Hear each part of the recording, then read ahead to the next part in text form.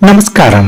స్వాతంత్ర్య దినోత్సవ ప్రత్యేక సిరీస్కు మీ అందరికీ హృదయపూర్వక స్వాగతం. భారత స్వాతంత్ర్య గాథను, మన మహనీయుల త్యాగాలను, స్వేచ్ఛ వెనుక దాగి ఉన్న స్ఫూర్తిదాయక చరిత్రను ఒక ప్రత్యేక సిరీస్లో ఎపిసోడ్ల వారీగా తెలుసుకోబోతున్నాం. ఈరోజు మొదటి ఎపిసోడ్ ఆత్మగౌరవ ఉదయం. ఇక ఆలస్యం చేయకుండా మన మహోన్నత ప్రస్థానాన్ని ప్రారంభిద్దామా?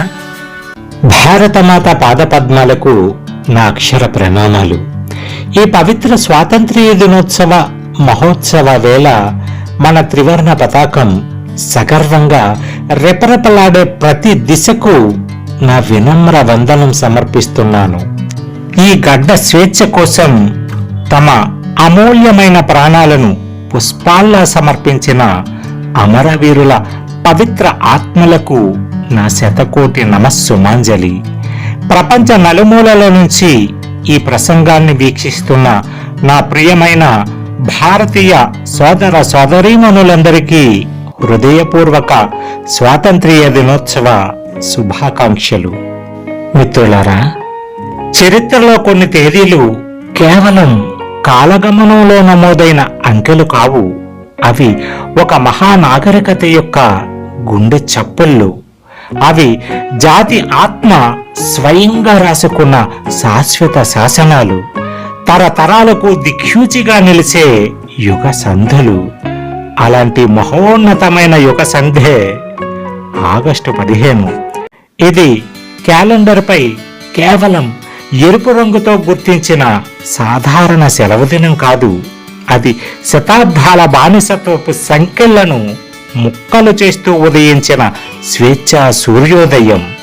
ఇది కేవలం ఒక దేశానికి లభించిన రాజకీయ విముక్తి మాత్రమే కాదు, అవమానపు అగ్నిగుండంలో దహించబడిన ఒక మహానాగరికత. తాను కోల్పోయిన ఆత్మగౌరవాన్ని తిరిగి ఆలింగనం చేసుకున్న చారిత్రక మహాక్షణం. మనం ఈరోజు పీల్చే ప్రతి స్వేచ్ఛా శ్వాస వెనుక ఎన్నో ఉరికొయ్యల నల్లని నీడలు దాగున్నాయి. మనం గర్వంగా పలికే ప్రతి జై హింద్ నినాదం వెనుక ఎన్నో వీరమాతల కన్నీటి బిందువులు దాగున్నాయి. మనం ఆకాశ వీధులోకి చూస్తూ సగర్వంగా ఎగురవేస్తున్న ప్రతి త్రివర్ణ పతాకం వెనుక ఎందరో అమరవీరుల రక్తపు సంతకాలు ఉన్నాయి. అందుకే ఈ స్వాతంత్ర్యం అనేది మనకు మన పూర్వీకులు ఉచితంగా బహుమతిగా ఇచ్చిన పుష్పగుచ్చం కాదు. అది తమ నెత్తుటితో రాసి మన చేతుల్లో పెట్టిన అత్యంత పవిత్రమైన వీలునామా. ఆ వీలునామాను ప్రాణప్రదంగా కాపాడుకోవటం ఈరోజు మన హక్కు మాత్రమే కాదు, అంతకు మించిన మన పరమ పవిత్ర ధర్మం. సోదర సోదరీమణులారా, ఒక విత్తనం నేలలో పాతిపెట్టబడినప్పుడు ఈ ప్రపంచం దానిని ఒక నూతన ఆరంభంగా చూస్తుంది.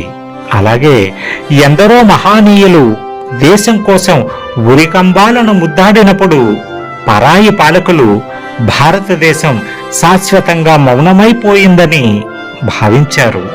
కానీ వారికి తెలియని ఒక నిరపేక్ష సత్యం ఉంది. ఈ భారత భూమి కేవలం శవాలను దాచుకునే నేల కాదు, నూతన శకాలను ప్రసవించే వీరమాత. ఇక్కడ ఒక్కో అమరవీరుడి సమాధి ఒక్కో నూతన స్వాతంత్ర్య సూర్యోదయానికి గర్భస్థానం.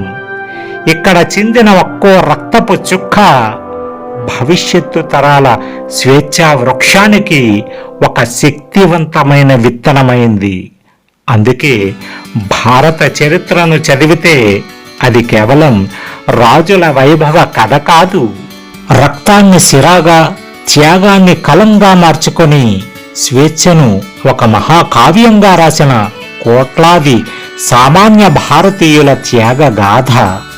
ఈరోజు ఈ త్రివర్ణ పతాకం నీడలో నిలబడి మనం కేవలం గతాన్ని స్మరించడానికి మాత్రమే ఇక్కడికి రాలేదు.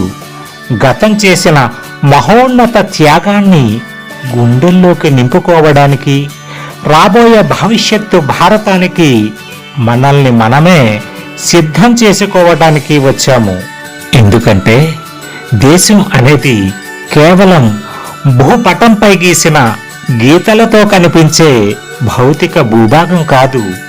దేశం అంటే మన సంస్కృతికి ఊపిరి, మన చరిత్రకు సజీవ జ్ఞాపకం, మన రాజ్యాంగానికి ప్రాణం, మన భవిష్యత్తుకు మహోన్నత ఆశయం, మనందరి సమిష్టి చైతన్యానికి ఒకే ఒక్క చిరునామా.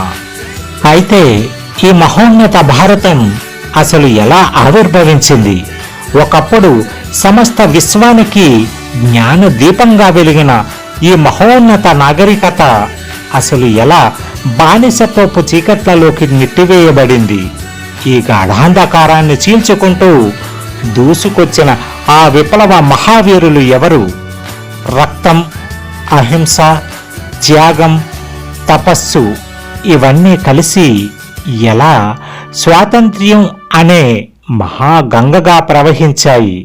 అలా గతం నుండి వర్తమానం వరకు, వర్తమానం నుండి వికసిత భారత భవిష్యత్తు వరకు సాగిన ఒక మహాజాతి ప్రస్థానాన్ని మనం తరువాతి భాగంలో కలిసి ఆవిష్కరిద్దాం. ఫ్రెండ్స్, ఈ ఉపన్యాసం మీకు నచ్చితే యథాతథంగా మాట్లాడండి, లేదా మీ సొంత ఆలోచనలను జోడించి మాట్లాడండి. లేదంటే ఇందులో మీకు ఏ అంశం బాగా నచ్చిందో ఆ అంశాన్ని తీసుకుని మాట్లాడండి. మొత్తానికి స్వాతంత్ర్య దినోత్సవం రోజు దేశం కోసం గొప్పగా మాట్లాడండి. మరి స్వాతంత్ర్య దినోత్సవ ప్రత్యేక సిరీస్లో మిగతా ఎపిసోడ్లను చూడటం మాత్రం మర్చిపోకండి. సరేనా ఫ్రెండ్స్? మరి మరో ఎపిసోడ్తో మళ్ళీ కలుద్దాం. అంతవరకు మీ నుంచి సెలవు కోరుతున్నది మీ జీకే. నమస్తే.